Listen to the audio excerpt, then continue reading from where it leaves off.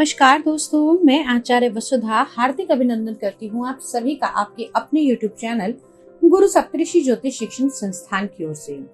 दोस्तों, आज के वीडियो में हम बात करेंगे साप्ताहिक राशिफल के बारे में। कैसा रहेगा 26 सितंबर 2022 से लेकर 2 अक्टूबर 2022 तक का ये सप्ताह ग्रह गोचर की दृष्टि से आपके लिए। लेकिन सबसे पहले आइए जान लेते हैं कौन कौन से रहेंगे व्रत, पर्व और त्योहार इस सप्ताह में। 26 सितंबर बड़ी ही पावन तिथि यानी कि सोमवार के दिन शरद ऋतु का आरंभ होगा और इस शरद ऋतु के नवरात्रे, जी हाँ, अश्विन मास के नवरात्रे इस दिन से शुरू हो रहे हैं।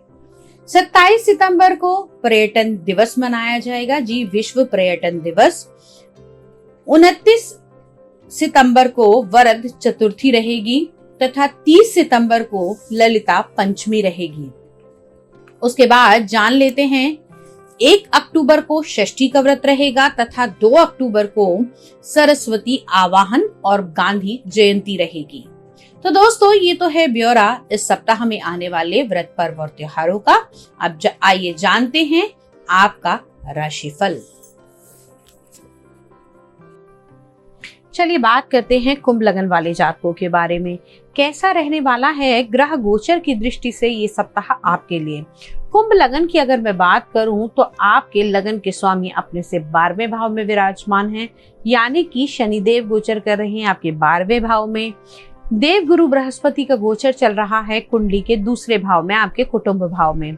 तीसरे घर के अंदर राहु विराजमान है, चतुर्थ भाव में मंगल का गोचर चल रहा है और 4 ग्रहों की युति बनी हुई है आपके अष्टम भाव में, सूर्य, शुक्र, बुध और चंद्रमा। केतु का गोचर चल रहा है कुंडली के नवम भाव में। चंद्रमा इस सप्ताह गोचर भ्रमण करेंगे आपके अष्टम भाव, नवम भाव, दशम भाव और एकादश भाव में। अब जानते हैं कि इस ग्रह गोचर का क्या परिणाम निकलेगा, क्या इफेक्ट्स पड़ेंगे आपके इस आने वाले वीक में।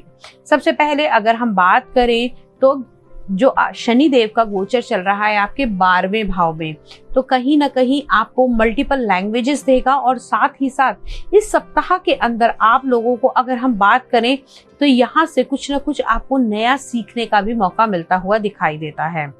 अब बात कर लेते हैं आप लोगों के इम्यून के बारे में। तो इम्यून में हड्डियों से जुड़ी हुई थोड़ी सी प्रॉब्लम आपको सता सकती है, या फिर मैं ये कहूँ कि अगर आपकी जॉइंट से जुड़ी हुई कोई दिक्कत चल रही थी, घुटनों से, तलवों से जुड़ी हुई कोई दिक्कत चल रही थी, तो उसको अब भी थोड़ा सा समय लगेगा सुधरने में। अब बात करते हैं आप लोगों की कुंडली के दूसरे भाव की, जहां पर देवगुरु बृहस्पति स्वराशि के होकर विराजमान है। इस समय में आपके बड़े भाई का आपको पूर्ण सहयोग प्राप्त होगा। साथ ही साथ आपके परिवार में, आपके कुटुंब में किसी धार्मिक अनुष्ठान का भी आयोजन किया जा सकता है।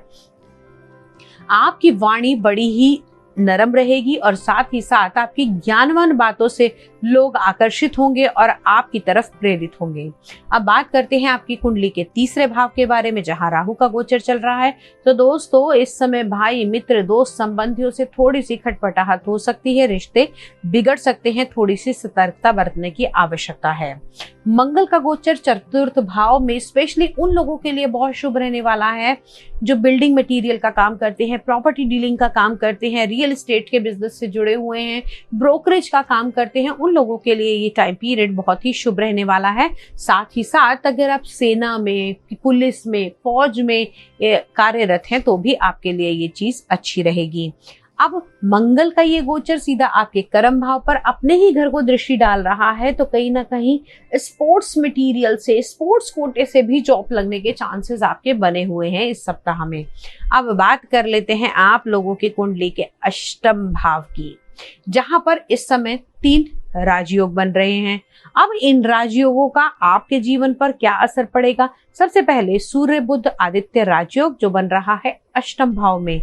वैसे तो सूर्य को कभी भी अष्टम का दोष नहीं लगता है, लेकिन फिर भी इसके फल देने की क्षमताओं में थोड़ी सी कमी आएगी।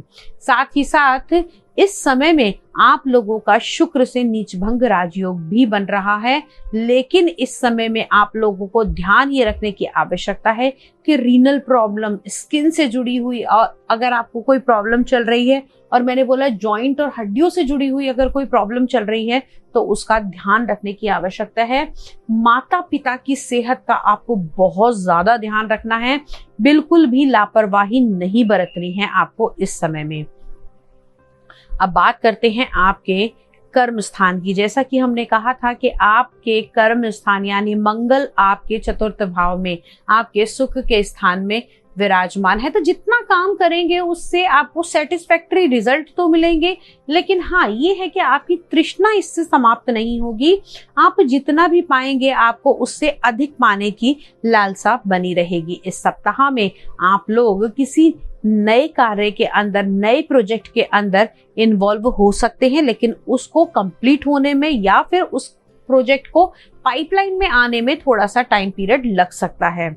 अब बात कर लेते हैं क्या रहेगा लकी नंबर और कौन सा रहेगा लकी कलर।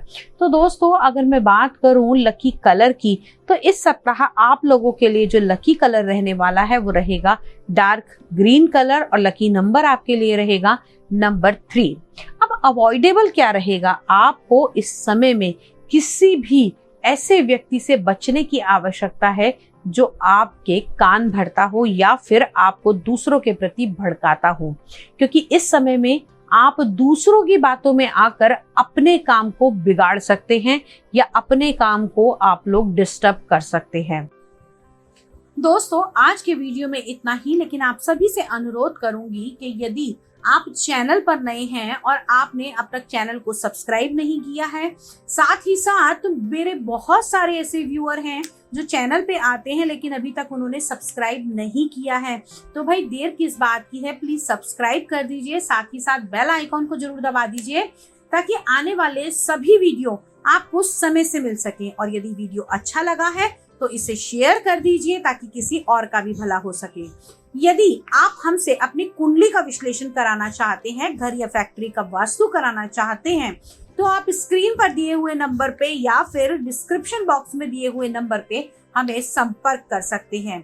दोस्तों इसके अलावा अपने लाइव शो में फ्री सेवा का भी आप लोगों को मौका देती हूँ, साथ में आप लोगों के सवालों के जवाब बिल्कुल फ्री देती हूँ। उसके लिए जुड़े रहिए हमसे। हमारे YouTube चैनल पर गुरु सप्तऋषि ज्योतिष शिक्षण संस्थान आपका हार्दिक अभिनंदन करता है। वाणी को यही विराम देते हुए तब तक के लिए जय मां भगवती।